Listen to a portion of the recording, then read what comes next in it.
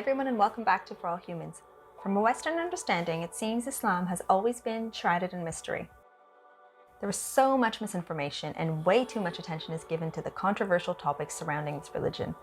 But does this mysterious faith really preach viciousness and hate? And does it promote the worship of Satan, as some people think? Is it as evil as we are led to believe? Well, for Muslims, the religion is a lot tamer than all that, I'm afraid.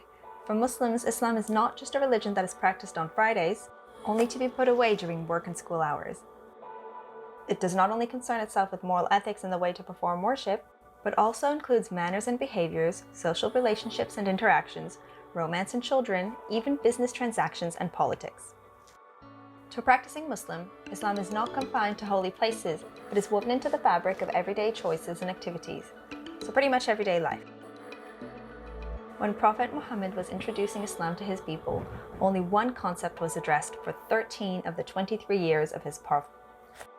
No, it wasn't women's veils or men's beards. It wasn't even prayers or what is or isn't allowed in Islam.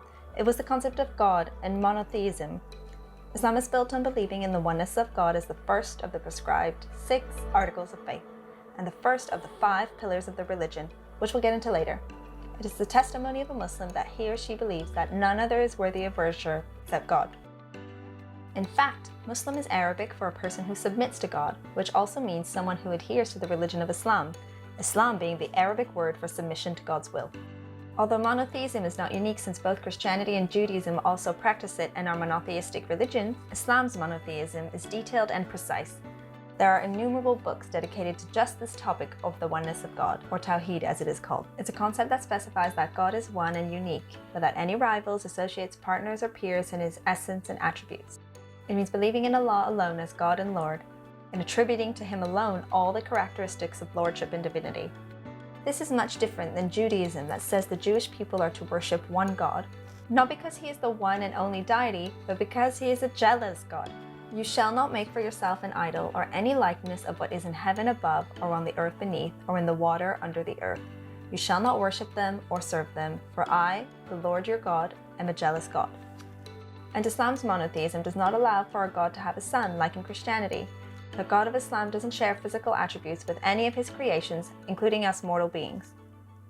While we may have offspring, Islam's God does not. The Quran says, "He, God, begets not, nor is he begotten." Remember, he is unique and therefore doesn't share his divinity with anyone or anything else. With that being said, however, Islam does refer to the same God as that of the Jews and the Christians. It is the last of the 3 Abrahamic religions, and it shares the same basic message. Confused? Well, let me try to explain. While the 3 religions may differ in their nuanced messages, the basic understanding of worshipping God is essentially the same. Belief of one God and the prophets who came to share that message are the same. Calls for love and peace in all 3 religions are the same. Prayers to a higher power who makes plans for us, that's the same.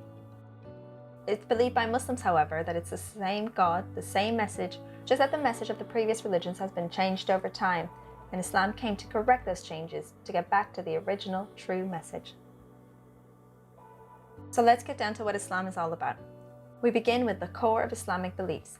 As mentioned before, Islam has 6 articles of faith that sum up the foundation of the Islamic belief system that is shared by more than 1.8 billion people worldwide. They are: number 1, belief in one God. The biggest sin in Islam is worship to other than God. And since worship in Islam is not only in the sense of spiritual activity, but is part of everyday life for a Muslim, worshipping someone or something other than God can mean dedicating your life, your choices, and your actions to something or someone other than God. Number 2, belief in angels, who are unseen beings who surround us and are obedient to God. Number 3, belief in prophets who communicated with God. These prophets start with Adam and include Abraham, Moses, Jesus, and Muhammad, peace be upon all of them. Number 4, belief in the books of God.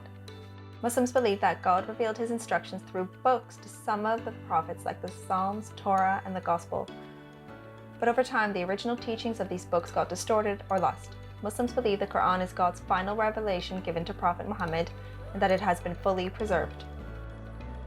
Number 5, belief in the Day of Judgment. It's a day when the life of this world and everything in it will come to an end, and every person will be raised from the dead to be judged individually according to his faith and actions. Number 6, belief in destiny and divine decree.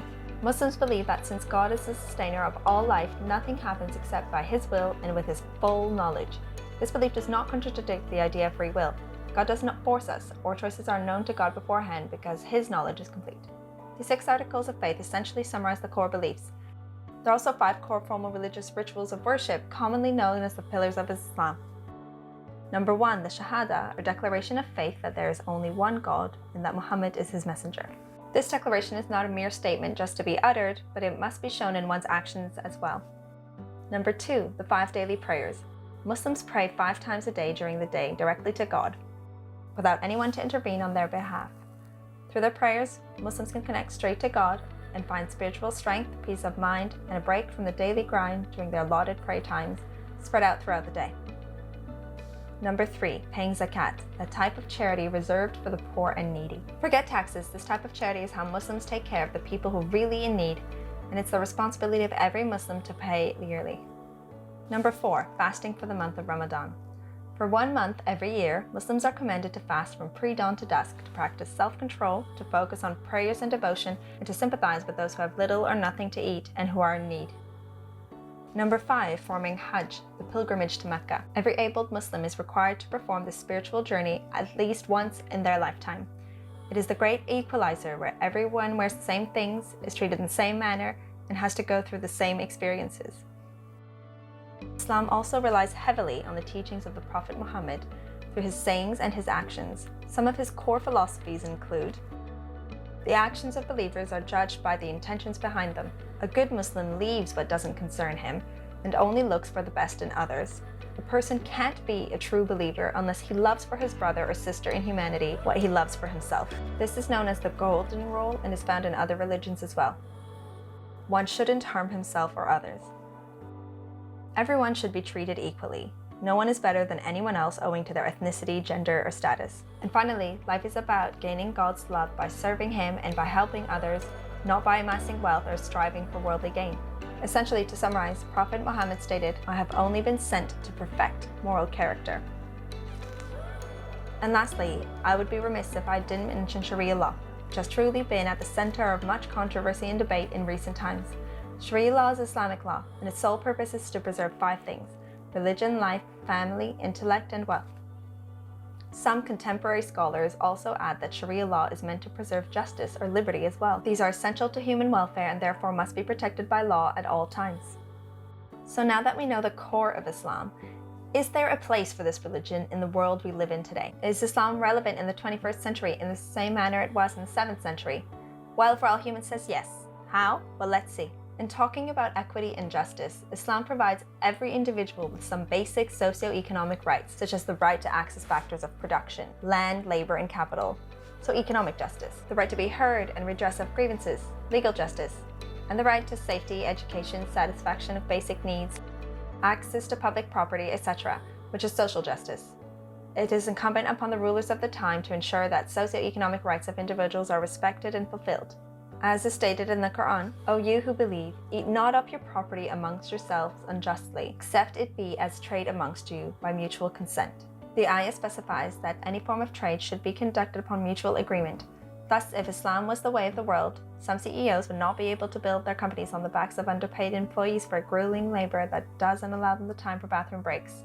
There would be more equality and fairness built into some companies' business structure. Islam prohibits the use of interest in all of its forms, as it amounts to exploitation of the weak and allows wealth to accumulate in the hands of a few, thereby increasing the gap between the rich and the poor. These are just 2 examples of how Islam is still relevant in today's world, but there are more ways Islam is still applicable to us. In women's rights issues, in environmental issues, in issues of war and security, in science and technology, and in so many other contemporary issues. So it might be worth looking at what Islam has to say when trying to formulate solutions to today's problems.